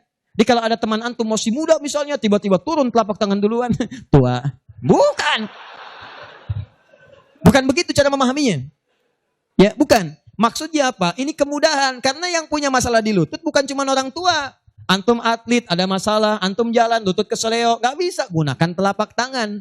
Antum pengen dengan lutut, gunakan boleh. Telapak tangan sah, lutut boleh. Yang salah itu yang kepala duluan. Belum apa-apa udah rame. Yang kunut, ini hadisnya. Yang tidak kunut, ini hadisnya. Tinggal pilih aja. Kunut tuh karena begini, ini riwayatnya begini. Yang tidak kunut begini pilihannya. Yang milih kunut siapa? Oh, Imam Syafi'i, Imam Malik. Yang tidak milih kunut siapa? Imam Abu Hanifah. Yang tengah-tengah ngambil lazilah siapa? Imam Ahmad bin Hanbal. Antum tinggal ngikuti aja. Pilih mau yang mana. Yang salah yang tidak sholat subuh. Itu. Yang bismillah jahar, ada dalilnya, dipilih oleh Imam Syafi'i. Yang sir silent, ada, dipilih oleh Imam Ahmad. Yang tidak pakai bismillah, ada, dipilih Abu Hanifah, termasuk Imam Malik. Yang rakaat pertamanya jahar, selanjutnya tidak ada, dipilih oleh Abu Hurairah, tercantum dalam Al-Bukhari. 70 hadis, 4 kali cara, ada, semua Nabi mengerjakan. Nabi mengerjakan semua, antum tinggal pilih. Karena nggak bisa mengerjakan semua-muanya. Nggak bisa Ustaz, saya orang Semarang, sunnah banget, bukan cuma sunnah. Besok subuh saya imamin 4 cara bismillahnya. Oh. Lebih soleh daripada Nabi. Bismillahirrahmanirrahim. Bismillahirrahmanirrahim. Tidak dibaca sama sekali. Oh, iya. Itulah yang disebut dengan pilihan. Ma dhahaba ilaihi. Ma sesuatu dhahaba ilaihi yang condong untuk dipilih karena memudahkan. Disingkat jadi madhab. Madhab. Dari ma dhahaba ilaihi. Ada singkatan. Di Arab ada singkatan. La hawla wa la quwwata illa billah hawqala. Bahkan ayat Al-Quran itu ada ungkapan singkatannya. Bismillahirrahmanirrahim. Basmalah. Alhamdulillahi rabbil alamin. Alhamdulillah. Sudah 9:30. Saya kira teman-teman karena waktunya terus beranjak, saya cukupkan mungkin kita sama-sama tutup dengan mengucapkan hamdalah. Hamdalah. Tidak. Alhamdulillahi rabbil alamin. Enggak, itu contoh tadi, bukan belum selesai kita. Contoh. Masih sampai subuh, tenang. Nah, contoh, hamdalah alhamdulillahi rabbil alamin. Jelas? Inilah diantara amalan yang bisa menguat. Kalau sudah begitu ilmunya luas, wawasan luas, tidak akan ada pertikaian dan sebagainya. Yang ada dalilnya, itu yang kita pedomani. Yang tidak ada, kita pelajari. Kata Nabi, kamu tidak diutus untuk memaksa orang. Ingatkan, kalau mau ingat, alhamdulillah. Kalau tidak, jangan jadi musuh. Jangan sampai perbedaan antum menghambat antum untuk minum teh bersama. Begitu Ferguson. Akhir. Sepakat ya? Sepakat. Sudah bukan zamannya ribut sana sini. Sudah silahkan aja ya. Sepanjang ada dalilnya itu kita kerjakan. Yang penting ngaji dengan baik. Terakhir, saya tutup betulan ini. Ya, betulan. Terakhir, kita nggak ngerjain amalnya, tapi dapat transferan pahalanya. Kita tidak mengerjakan amalnya, tapi pahalanya dapat. Apa di antara amalan itu? Nah, ini yang kedua yang mau saya sampaikan.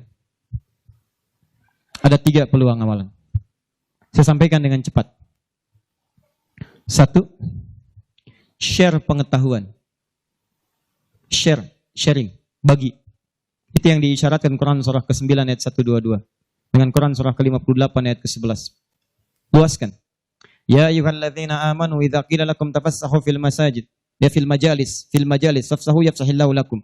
Hai orang-orang beriman, jika dikatakan padamu luaskan majlis, luaskan. Maksud di situ luaskan ada dua. Satu, luaskan tempat. Jadi kalau ada orang berdesak-desakan, antum masih ada space, jangan ditutup-tutup, buka, luaskan.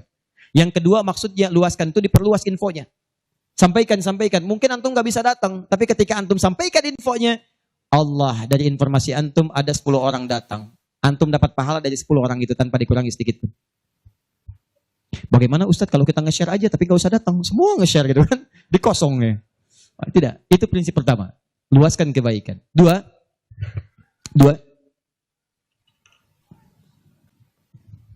berinfak dengan harta pada amalan berganda. Berinfak dengan harta pada amalan berganda. Maksudnya sedekah jariyah. Contoh, tadi kan saya contohkan 4 kan? 4 ya? Masih ingat tadi? Di antara 4 itu, bukankah ada interaksi dengan Al-Quran? Baca, menghafal ya? Nih, antum punya modal 50.000, pengen infak. Dengan uang itu, disarankan langsung lewat petunjuk Nabi, cari dengan 50.000 itu yang menghasilkan keuntungan terus berlipat. Walaupun antum gak mengerjakannya. Saya beri contoh misalnya. Berikan kepada orang yang tadi mengerjakan pahala berganda sedekah jariyah. Misal penghafal Quran. Ada orang punya 50.000 diberikan kepada orang dengan bentuk makanan. Yuk makan. Dimakan oleh orang itu. Dia sholat. Begitu dia sholat dengan energi tadi antum dapat pahalanya. Begitu energinya hilang, pahalanya selesai. Tapi antum belikan mushaf 50.000. Datang ke percetakan Habib Hasan. Saya cari mushaf Habib.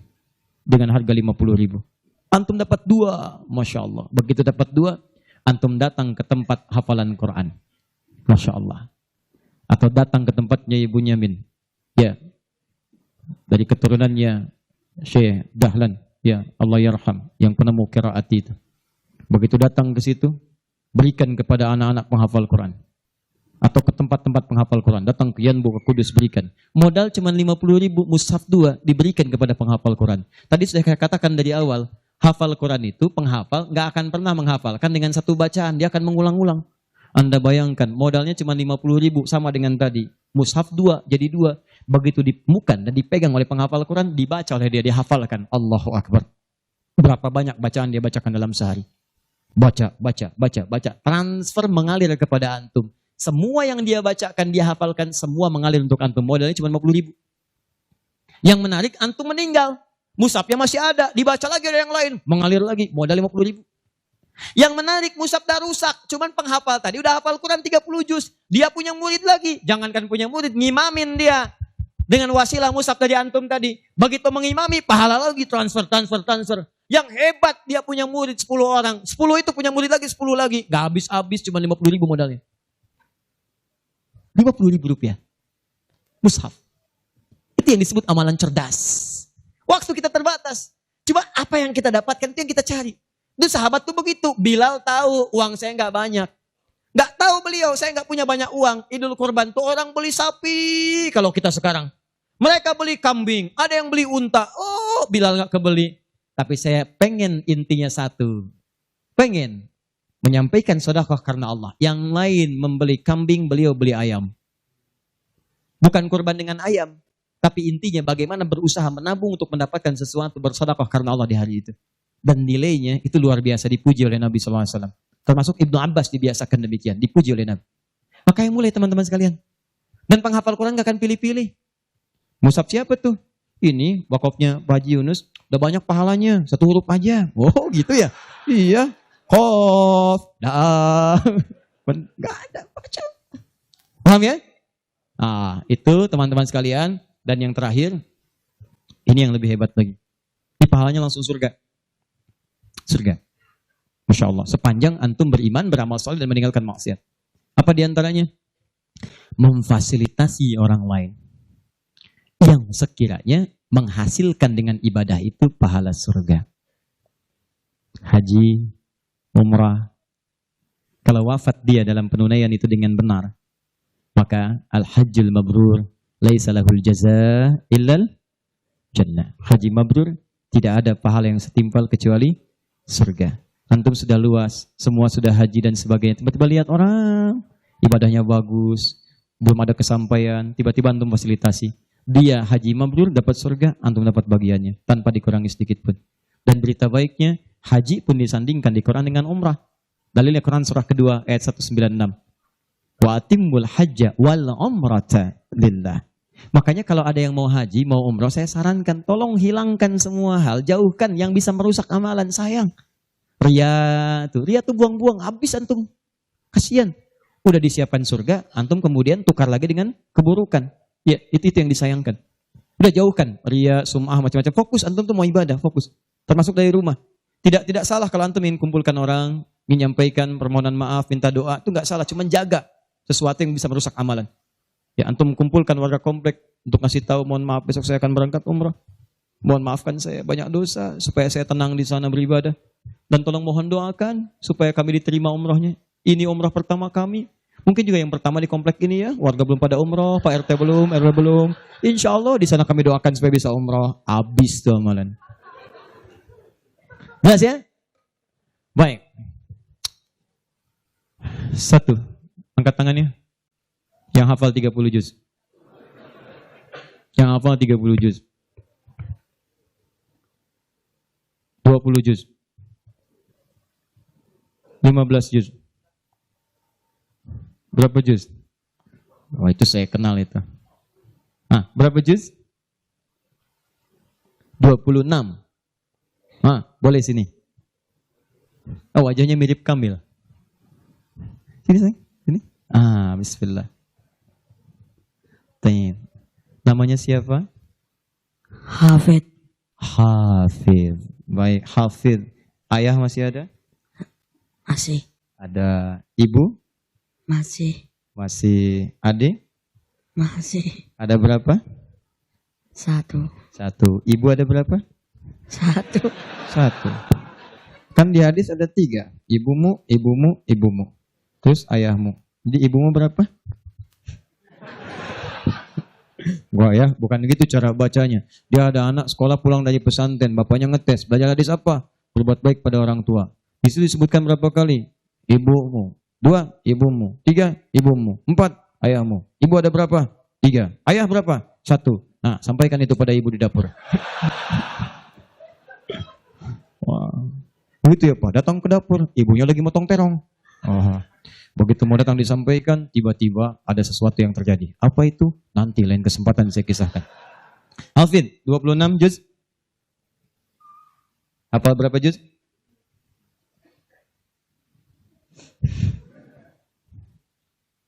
Berapa juz? 36 juz. 36 juz. Wah, luar biasa. Boleh pinjam mikrofonnya? Bismillah. Ya, boleh pegang. Hafid dari depan, dari belakang.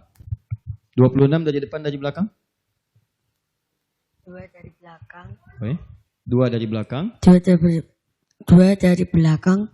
24 dari depan. A'udzu billahi minasy syaithanir rajim. Qad nara taqalluba wajhika fis sama'. Falan nu'minani Ulangi dulu, qad nara taqalluba. Qadara taqalluba wajhika fis sama. Falan nuwalliyannaka qiblatan ardhaha. Fawalliyaka. Ini agak ngantuk-ngantuk. Fawalli wajhaka satral masjidil haram. Wa aizuma kuntum fawallu wujuhakum sajarah. Wa innal ladina lamuna Wa innal ladina. Ulangi sekali lagi dari qad nara. Jawanya dikurangi sedikit. Qad nara taqalluba wajhika fis sama. Ayo, bismillah. Qad nara. Qad nara taqalluba wajhika fis sama. Qadara taqalluba wajhika fis sama. Falan walliyannaka qiblatan tardoha. Fawalli wajhaka satral masjidil haram. Wa aizuma kuntum tawallu wujuhakum satrah. Wa innal ladina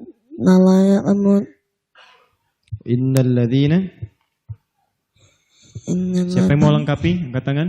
Antum sini. Nggak apa-apa, di sini dulu.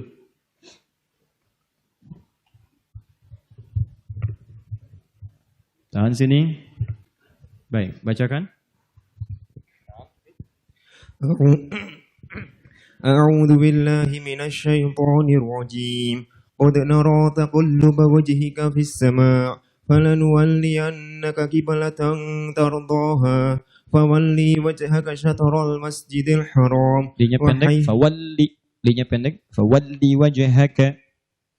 فولي وجهك Linya شطر pendek, fawalli wajhaka. فولي وجهك Linya pendek, fawalli wajhaka. فولي وجهك Linya pendek, فولي وجهك kesempatan terakhir.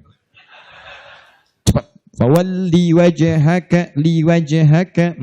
فولي وجهك شطر المسجد الحرام وحيث ما كنتم فولوا وجوهكم شطره وإن الذين أوتوا الكتاب ليعلمون أنه الحق من ربهم وما الله بغافل عما يعملون وما الله بغافل عما يعملون بسم الله الرحمن الرحيم فلما فصل طالوت بالجنود فلما فصل طالوت بالجنود قال إن الله مبتليكم بالنهر مبتليكم بالنهر فمن بنهر ulangi falamma fasala talut, kesempatan terakhir. فلما فصل طالوت بالجنود قال إن الله مبتليكم بالنهر فمن شهد منكم الشهر فليصم. Bagus, terus lompat ke belakang lagi. Ke Al-Baqarah itu lompat, teman. Falamma fasala man syariba minhu falaysa minni. Siapa yang bisa menyempurnakan? Terakhir, antum di sini, tahan. Angkat tangan. Falamma fasala Talut bil junud. Boleh? Antum silakan. Terakhir.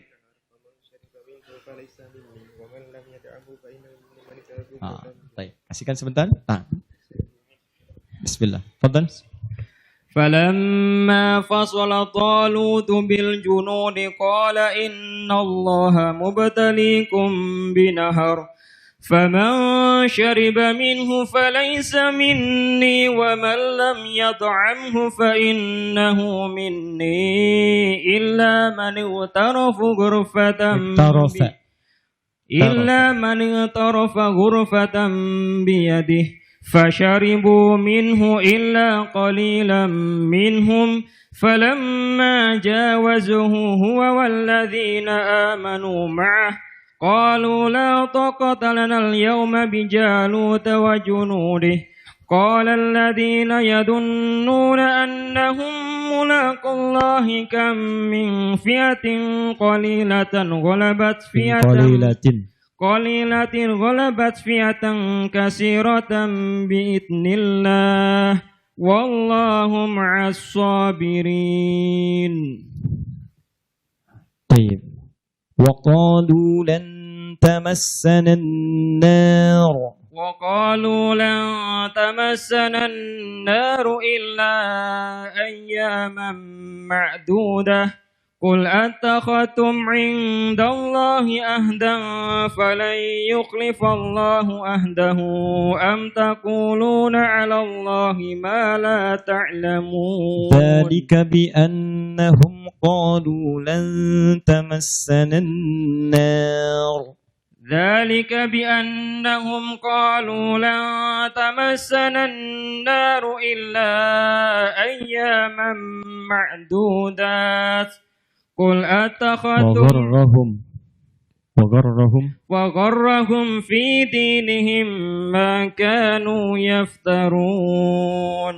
Antum apa berapa juz? Dulu 30, sekarang juz 30. Dulunya sekarang lupa-lupa. Sekarang lupa-lupa. Kenapa lupa? Ya, faktor banyak. Faktor banyak. Baik. Faktor banyak. Teruskan ya. Sampai 30 juz ya. Insyaallah. Sampai selesai ya. Insyaallah ya. Baik. Maju sini. Teman antum siapa? Dzulkarnain dari pondok, nama asli Sugeng Rianto. Sugeng Rianto. Baik. Nama panggilan Dzulkarnain. Dzulkarnain. Baik. Antum sudah punya keluarga? Sudah anak 2. Baik. Mau nggak berjanji, kita buat perjanjian? Apa ya? Sudah pernah lihat Ka'bah? Sudah pernah lihat Ka'bah? Apa itu? Ka'bah. Ka'bah itu bentuknya kotak. Kubus. Iya, iya. Terus kita kalau sholat ngadap ke sana. Ka'bah. Ka'bah. Ka'bah. Oh, Ka'bah. Iya, Hmm. Ka'bah. Sudah pernah lihat? Iya, iya. Di mana? Di Mekah. Di Mekah. Sudah pernah ke Mekah? Belum. Belum. Ada minuman nggak ya? Baik. Jadi lihatnya lewat apa? Lewat TV, lewat TV. Ya. Gimana kalau kita bikin perjanjian? Bagaimana? Kita fasilitasi antum lihat Ka'bah ke sana. Pulang dari sana, antum sudah lancar 30 juz. Sepakat? Silakan. Nah. Beliau kita hadiahkan umrah. Berangkat insya Allah. Ya, untuk menunaikan ibadah umrah. Nanti lihat Ka'bah di sana. Ya. Tapi perjanjiannya antum mesti mengulang hafalan Quran langsung di depan Ka'bah dan di depan Raudhah di Masjid Nabi sallallahu alaihi wasallam. Sepakat? Menghafal. Mengulang karena antum sudah pernah hafal 30 juz. Minta di sana kepada Allah Ya. supaya dikuatkan hafalan Ya. dan tidak diganggu dengan pekerjaan lain yang bisa merusak hafalan. Oh ya. Sepakat? Sepakat. Yakin? Yakin. Mau tanya kawan, telepon teman? Tidak. Baik, untuk antum kita berikan hadiah umrah insyaallah. Nanti antum berangkat dan perjanjian kita dipegang. Antum sini. Berikan mic-nya. Antum mau baiknya juga ke Mekah. Nama siapa?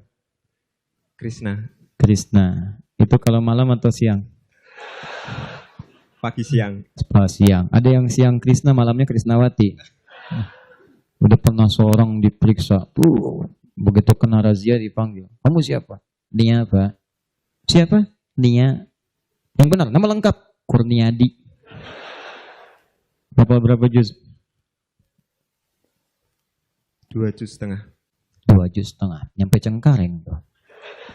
2 juz setengah. Dari depan, dari belakang. Dari depan. Kuliah di mana? Poltekkes.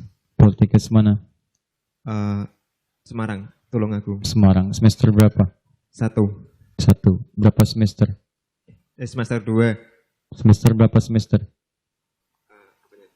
Kuliahnya berapa semester? 4 tahun. 8 semester. 8 semester. Sudah 2. Tinggal 6 lagi. Iya. Baik. Berapa biayanya 1 semester? 6,5. 6,5. Kami tanggung biayanya, tapi dengan perjanjian mesti menghafal Quran sampai selesai. Jangan ketawa. Siap? Siap insya Allah. Siap. Jadi kalau tinggal 6 berarti 1 semester 5 juz. Siap? Siap insya Allah. Siap. Mudah insya Allah. Bisa. Siap? Siap. Kalau antum lulus 30 juz, satu dari situ tambahan lagi umrah. Siap insya Allah. Siap? Siap insya Allah. Yakin? Yakin. Disaksikan nih. Baik ya? Nah, satu. Hafid, sekolah di mana? PTYKA. Di mana itu? Kudus Kerandon. Kudus. Di Kudus. Kelas berapa? 5. Kelas 5. Mau berapa juz menghafal Quran? Mau berapa juz menghafalnya? 31 atau 32? 30 juz. 30 juz saja. Baik. Rencananya kalau sudah menghafal, untuk apa menghafal Quran? Dilancarkan dan membetulkan tajwidnya. Lancarkan membetulkan tajwid. Kenapa mau menghafal Quran? Agar bisa mencapai keluarganya. Agar bisa Mencapai keluarga. mensyafaati keluarga. Baik. Insya Allah ya. Mudah-mudahan dia kabulkan. Hafid mau apa? Kalau ditanya mau apa, kira-kira mau minta apa? Jangan dengarkan bisikan yang tidak jelas. Alladzi yuwaswisu fi sudurin nas. Itu minal jinnati wan nas. Mau minta apa? Tinggal setahun lagi, selesai. Selesaikan ya. Setahun lagi, Pak. Sisanya nanti kami yang tanggung ya. Biayanya. Kalau sudah 30 juz, insya Allah nanti boleh dapat hadiah umrah. Ya? Siap? Siap. Baik ya, insya Allah ya. Baik teman-teman, saya kira silakan bisa kembali ke alamnya masing-masing, tempatnya masing-masing. Saya kira ini pertemuan kita di malam hari ini. Semoga Allah memberikan kemuliaan pada kita semua. Saya mau infokan beberapa informasi. Pertama, insya Allah, seperti tadi janji saya, 46 komunitas yang telah bergabung, kami akan hadiahkan sebagai tanda perkenalan sebanyak 4.600 mushaf. Masing-masing komunitas mendapatkan 100 mushaf insya Allah, atau sesuai dengan jumlah komunitasnya. Nanti kami kirimkan setiba di Bekasi, kami koordinasi langsung kami kirimkan. Yang kedua, saya minta untuk berjanji di hadapan Allah Subhanahu wa Ta'ala supaya bisa merubah lebih baik daripada hari-hari sebelumnya. Siap insya Allah? Baik. Yang ketiga, ini penting, nanti insya Allah kita ada kelas-kelas Quran dan yang lainnya. Untuk Kamis malam Jumat ini memang baru bertempat di Bekasi. Ada pembagian 10.000 gratis untuk buku sebagai pengantar mushaf. Nanti kalau sudah cetak mushafnya, kita akan datang ke beberapa kota untuk memberikan petunjuk menghafal Quran dengan cepat. Dan ini bukan hafalan biasa. Jadi kalau sekarang orang menghafal 30 juz seperti tadi disebutkan, tapi yang kami tawarkan itu menghafal Quran dan Qurannya jadi pedoman dalam diri kita. Jadi ketika Anda melihat ayat-ayat Quran tentang penglihatan, membimbing melihat kita, ini yang harus dilihat, ini tidak. Kalau Anda berjalan, ayat-ayat kaki itu masuk kemudian membimbing kita ini berjalan begini, yang ini tinggalkan. Nanti insya Allah saya berikan kisi-kisinya. Ya. Nah, itu nanti kurang lebih bulan depan lah. Kita kemudian adakan itu. Mudah-mudahan sudah selesai mushafnya. Nanti tunggu informasinya. Insya Allah pertemukan kita kembali dalam kebaikan. Terakhir, saya punya satu permintaan. Boleh? Satu ini saja. Mohon dalam setiap sujud antum, baik tahajud atau sholat atau yang lain, saya cuma minta mohon doakan kepada Allah agar Allah mengampuni dosa-dosa saya dan keluarga. Itu saja. Saya tidak minta banyak, semoga Allah muliakan antum semua. Dan yang lainnya, nanti barangkali panitia menyampaikan, ada door prize, entah apa itu namanya, wallahu a'lam. Semoga yang terbaik untuk antum seluruhnya. Demikian, subhanakallahumma bihamdika, asyhadu an la ilaha illa anta astaghfiruka wa atubu ilaik. Allahumma rabbana taqabbal minna innaka antas sami'ul alim. Wa tub alaina innaka antat tawwabur rahim. Rabbana la tada'lana fi maqamina hadha wa fi kulli maqamin dhanban illa ghafarta. Wa la hamman illa farajta. ولا دينا إلا قضيته ولا مريضا إلا شفيته ولا حاجة من حوائج الدنيا والآخرة فيها لك رضا وفيها لنا الصلاة إلا قضيتها يا أرحم الراحمين اللهم ربنا آتنا في الدنيا حسنة في الآخرة حسنة وقنا عذاب النار فضلك سبحان ربك رب العزة عما يصفون والسلام على المرسلين وآخر دعوانا أن الحمد لله رب العالمين السلام عليكم ورحمة الله وبركاته